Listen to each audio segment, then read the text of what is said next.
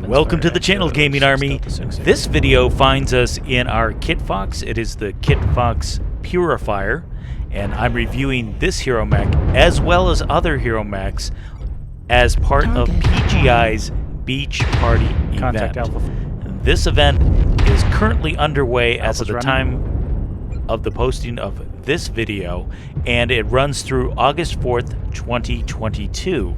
Now, among the loot to be earned, there is an option for you to choose a completely free hero mech. So don't miss out on this opportunity, and that's why I'm going to be reviewing as many hero mechs in the coming days as possible, because I want to help you with the choice process, and I want to give you some insights into specific hero mechs. And we'll begin our review where all reviews should start, and that is with a Kit Fox straight from the factory. So this is going to be stock loadouts that we're talking about for the purposes of our discussion.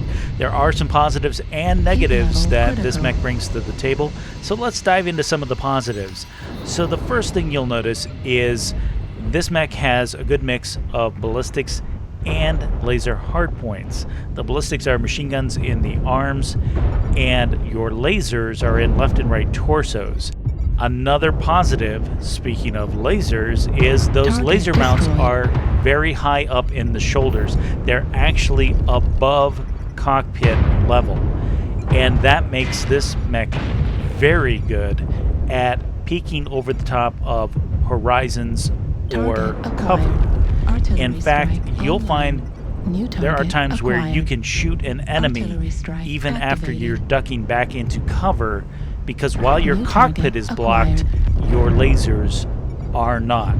So that's a very nice thing this mech brings to the table. Another nice thing that this mech brings to the table is the fact that it is an Omni mech, and that means you can change out the pods for even greater flexibility. So you're not limited to the specific missile groups. It's all going to be based on how you want to change these omnipods around. And last but not least, there's some quirks. And a very nice one that this mech has is it does have a total heat dissipation bonus of plus 7.5%. So that's definitely something you want to consider when you're looking at this mech. Switching gears real quick, let's take a look at some of the shortcomings of the Kit Fox Purifier. So the first one in my book is the fact that it is an Omni mech with a locked-in engine, which means your top speed is always going to be somewhere around 97 kph. You're definitely going to be on the slower side of the light mechs. Second thing you want to pay attention to is the fact that the Kit Fox Purifier in stock loadout does not come with ECM, which I prefer on light mechs. It does help with your survivability on the battlefield. And speaking of survivability, the third point is this mech is very light on armor. It does have some armor quirks, but you only start out with 152 armor plates. Its max rating for armor is 210, and even to achieve that, you're going to have to leave behind a great deal of firepower for protection. So just be aware of that. Now, dropping back into this match, we're definitely winning the battle of the power curve. Current score is 8-4. My Kit Fox has taken some definite fire, and probably going head-to-head with an Atlas is not a smart move. And they managed to open up my legs. So if they start sweeping my legs, I'm going to go down in a hurry, just like that.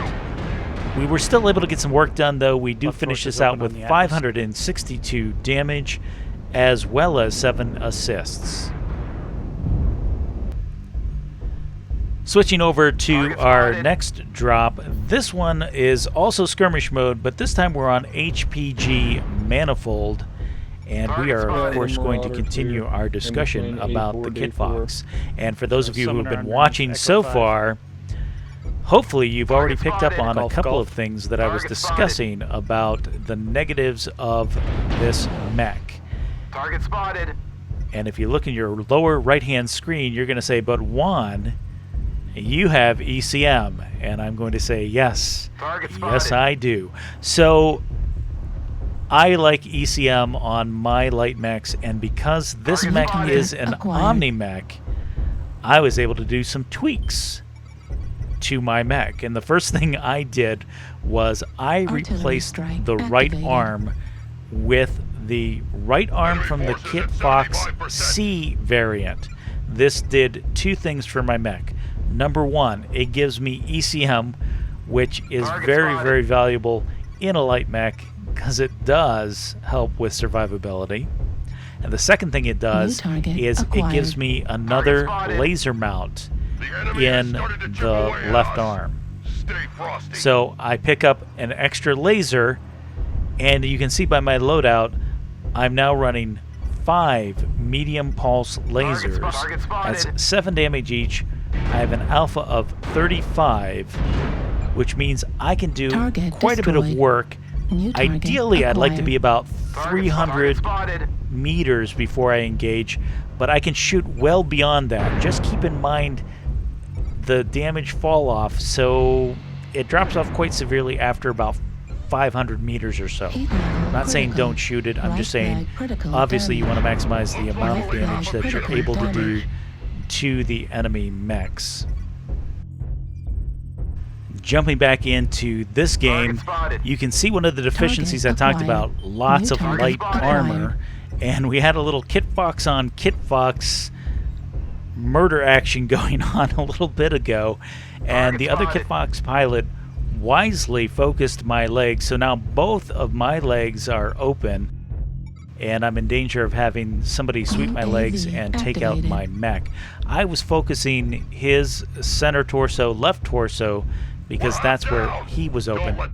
So now I've got to be very cautious as to how I approach my enemies from here on in.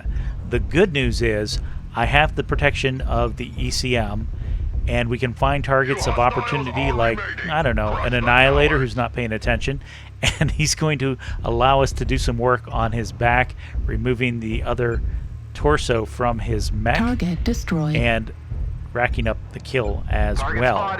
So you can get a lot of work done in this mech on the enemy units. Just keep in mind, I can't stress this enough, this is not a speed demon like some of the other light mechs that you're going to come across. It does have less armor, so you do need to be wary of that and watch how you are trading. But as long as you know how to utilize this mech, you can definitely get some work done killing enemies. And we're quickly wrapping this one up. This is the last mech, the Mad Dog all by himself fighting us off, and he's already half down as well. So we're going to get some good shots in on him, and a teammate manages to lock in the kill. So switching over to the end screen on this one, we wind up with 2 kills, 504 damage done, and a whopping 10 components destroyed.